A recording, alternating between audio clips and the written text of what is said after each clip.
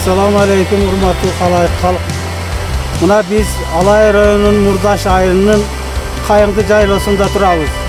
Kayıngdı jaylosun muna esaluu şu jay kılıp uyuşturup atabız. Uşul esaluu şu jayga gelip kalaganыңızдар көңүл açıp seyredip ketиңиздер.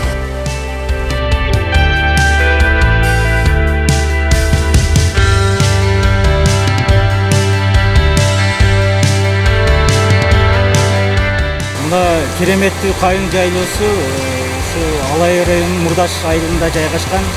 Кайың жайлоосунун ушу 100 гектардан ашык ушундай кайың, арча, ушундай дары чөптөр, гүлдөр, тунук суу, шарпыратмалар бар, кыргыз үй, алуучуларга палаткалар бар.